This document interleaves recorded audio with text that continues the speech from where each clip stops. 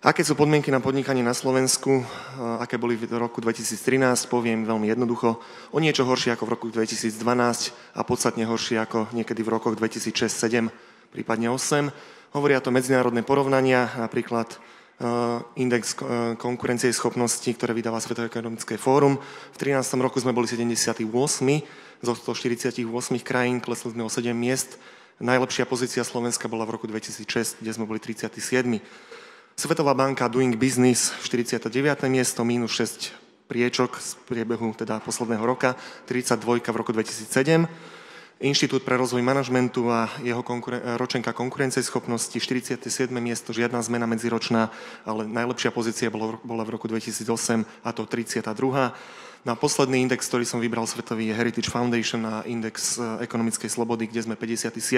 pokles o 15 miest medzi rokmi 12 a 13. A najlepšia pozícia Slovenska bola v roku 2007 a boli sme na 32. mieste.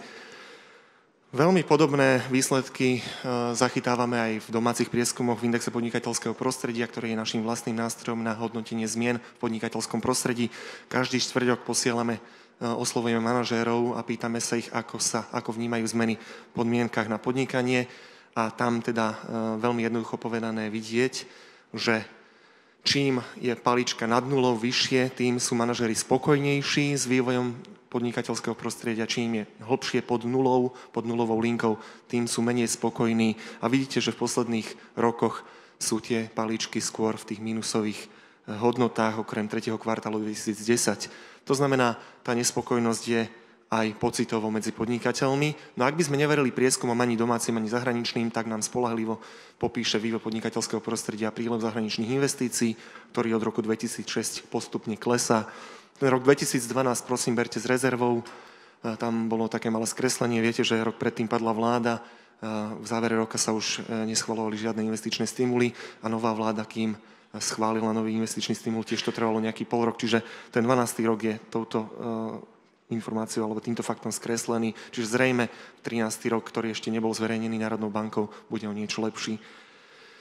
Aby som nebol len výhradne pesimistický, poviem aj niekoľko optimistických prvkov, čo vidia manažéri ako konkurenčné výhody Slovenska. Verím, že viac o tom povie predstaviteľ agentúry Sario, ktorý bude na rozdiel do mňa, dúfam, že optimistickejší v hodnotení podmienok na podnikanie a investičných príležitostí. Manažéri v prieskume Inštitútu pre rozvoj manažmentu v Švajčiarsku, ktorý teda robí celosvetový prieskum, slovenskí manažéri povedali, že výhodou Slovenska je kvalifikovaná pracovná sila, relatívne nízke produkčné náklady, dynamika ekonomiky, vysoký stupeň, vzdelanostný stupeň obyvateľstva a konkurencieschopný daňový režim. V roku 2012 ešte by som možno súhlasil, v roku 2013 už s týmto tvrdením nemôžem súhlasiť a poviem vám aj prečo. Na druhej strane, opozične k tejto konkurenčným výhodám stoja konkurenčné nevýhody. Top bariéry podnikania, keď sme sa pýtali podnikateľov pred nejakými 4 mesiacmi, čo najviac bráni v rozširovaní výroby a v zamestnávaní ľudí, tak ako top problémom boli odvodové zaťaženie firmy a zamestnancov, odvodové zaťaženie práce. Potom tam boli vysoké daňové sadzby, ktoré sa vzťahujú na firmy, slabá vymožiteľnosť práva, zákonník práce a korupcia. To je top problém, to je top 5 problémov, ktoré bránia zamestnávaniu a rozširovaniu výroby na Slovensku podľa slovenských manažérov. Bariéra číslo 1, viackrát sa tam objavovali odvody a dane, čiže bariéra číslo 1 je daňovo-odvodové zaťaženie. Problém je, že Slovensko má relatívne vysokú korporátnu daň. Sme síce niekde na úrovni priemeru Európskej 27, ale sme zároveň najmenej konkurencieschopní voči novým členom Európskej únie, čiže máme najvyššiu korporátnu daň v porovnaní s ostatnými novými členskými krajinami Európskej únie.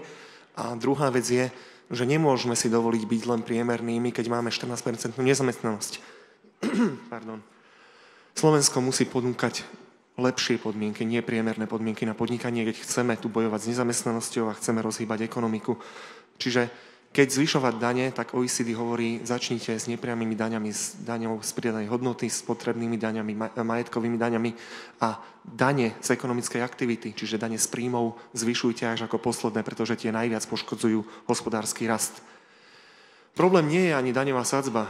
Tá by bola vyhovujúca aj pri 19%, keď by sa nám podarilo vyzbierať všetko to, čo máme vyzbierať. Keby sa štátu podarilo vyzbierať. Slovensko má veľmi vysoké daňové úniky. Sme štvrtou krajinou, najhoršou krajinou vo výbere DPH. Tretina DPH-čky sa stratí, ukradne.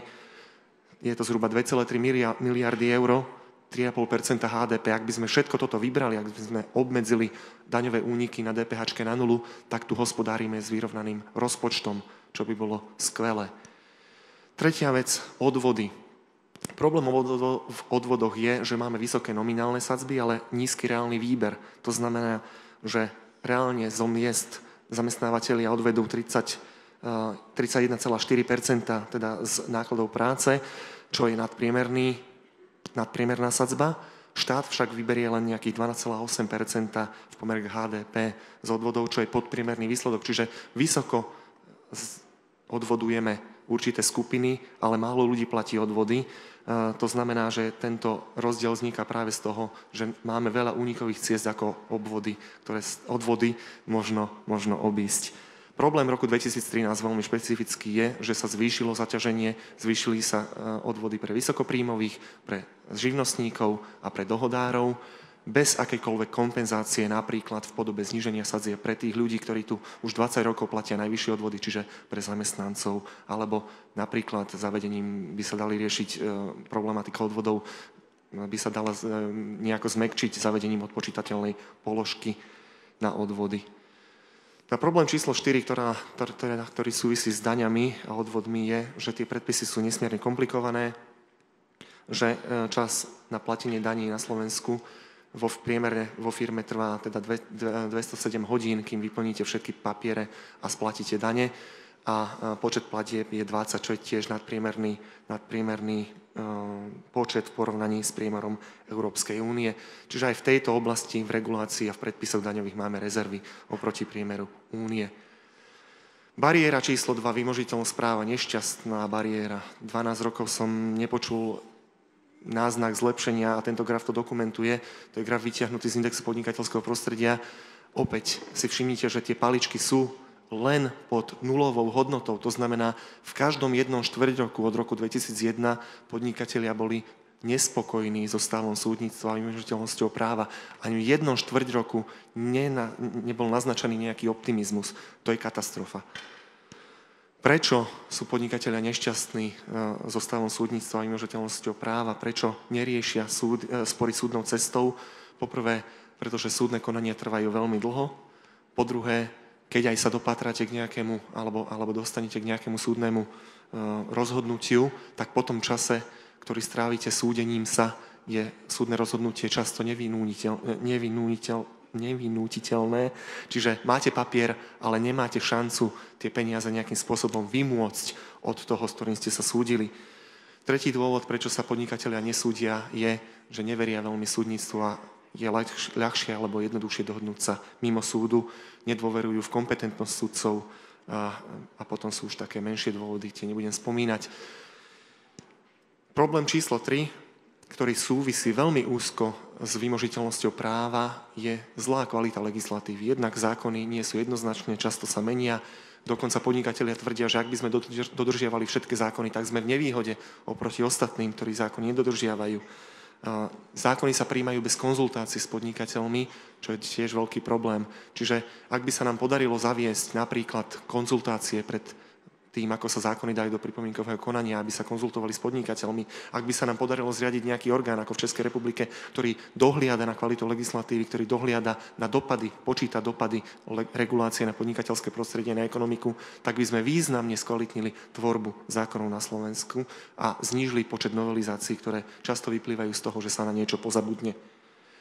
Bariéra číslo 3, korupcia.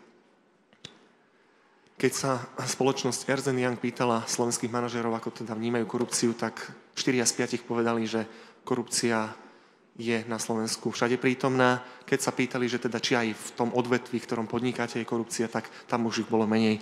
Len nejakí 2 z 5 podnikateľov hovorili teda, že aj v ich odvetví je korupcia. Každopádne v prieskume, ktorý robila Ernst & Young, Slovensko je na 3. najhoršom mieste, čo sa týka rozšírenosti korupcie, a to je veľmi zlý výsledok. Konec koncov slovenskí podnikatelia v roku 2010 označili korupciu ako top problém podnikateľského prostredia. Sme na 62. mieste v rebríčku hodnotenia korupcie, ktorý zostavuje Transparency International. Priemerný úplatok podľa nášho prieskumu, ktorý sme robili pred 2 rokmi, je zhruba 13% z hodnoty obstarávaného tovaru a služby alebo z dotácie. No a najvyššie riziko, to nikoho neprekvapí, korupcie je pri kontraktoch alebo kontaktoch s ministerstvami, s inštitúciami, ktoré spravujú eurofondy, samosprávou alebo súdmi. Paradoxom je, že legislatíva, ktorá by mala bojovať proti korupcii na Slovensku, je zhruba v intenciách Európskej únie. Problém je, že sa slabo vynúcuje, slabo sa uplatňuje a je tam veľa problémov. Ako by sa toto dalo riešiť, tak poviem len 2 príklady. Napríklad sa tu diskutuje o ochrane whistleblowerov, čiže ľudí, ktorí oznamujú korupciu. Veľká diskusia minulý rok, teraz to nejako ustalo, ale kľúčový parameter, ktorý tam mal byť a nebol doposiaľ nejako odobrený zo strany ministerstva vnútra, ja považujem za kľúčové, aby sa tí ľudia, ktorí nájdú odvahu a nahlásia korupciu a zachránia tým nejaké peniaze, aby boli aj odmeňovaní za to. Ministerstvo vnútra sa zatiaľ tejto myšlienke bráni, v Amerike to tak funguje a sú úspešnejší trebárs aj v boji proti korupcii. Druhý príklad je minulý rok, v decembri som bol na konferencii o korupcii a hovoril tam šéf bratislavskej protikorupčnej jednotky. Konkrétne príklady, ktoré im zväzujú ruky pri vyšetrovaní korupcie, predsa toto štát musí vedieť. Ja sa pýtam, že prečo nekoná. Napríklad, jeden príklad tam spomínal, že keď nahlásite, že o 2 hodiny prejde k predaniu úplatku, on najprv musí zavolať prokurátor musí osloviť sudcu, sudca musí napísať písomné stanovisko, že teda umožňuje akciu policajtov, aby teda zasiahli, a kým teda napíše nejaké povolenie, nejaký príkaz, tak prejdú 2 týždne a policajti teda môžu ísť niekam inam. Posledný slajd, Doing Business 2014, keďže konferencia sa volá Doing Business, možno viete, možno nie, Svetová banka vydáva rebríček Doing Business, ktorý hodnotí podmienky na podnikanie a viacero parametrov sa tam týka byrokratického zaťaženia, administratívneho zaťaženia, ktoré by som povedal je možno 4. najväčším problémom podnikania na Slovensku. Ja som ten rebríček vytiahol len na ilustráciu, aby ste videli, teda, že Slovensko medziročne kleslo 6 priečok. Nie je to žiadna veľká sláva. Snáď môžeme byť spokojní len s registráciou majetku. Katastrálne úrady fungujú relatívne dobre a ostatné inštitúcie alebo ostatné podmienky na podnikanie sú skôr slabšie. Je to v podstate veľmi spoľahlivá ročenka, opiera sa o štatistické dáta, aj ministerstvo hospodárstva z nej dosť často čerpá údaje, čiže je to námed na reformy na Slovensku, ktoré by sa mohli robiť.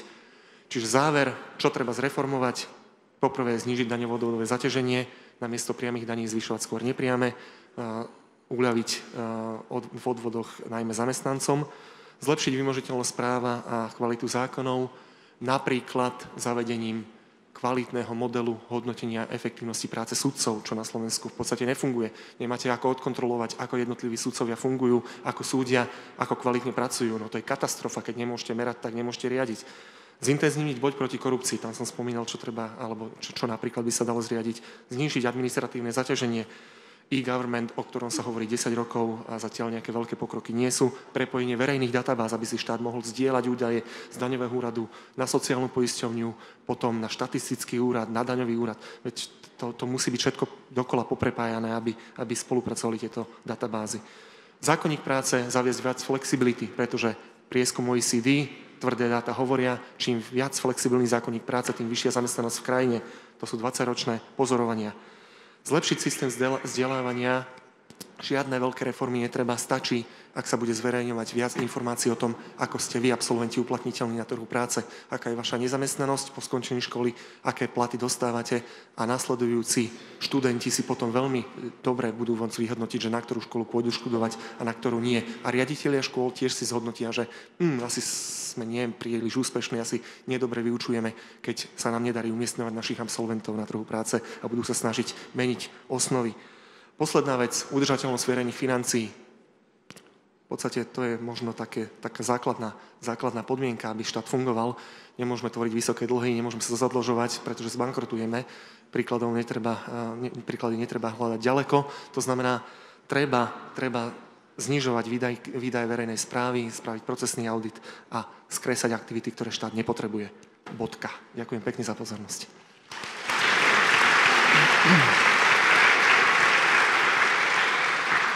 Ďakujem pekne pánovi Robertovi Kičinovi za to, že uzavrel tretí panel. Teraz prichádza na radu diskusia. Myslím, že je priestor na 2, 3, 4 otázky na sféru obchodu, na sféru výroby pre Podnikateľskú alianciu Slovenska. Poprosím vás, máme pripravené mikrofóny, kto chce položiť otázku, nech sa páči.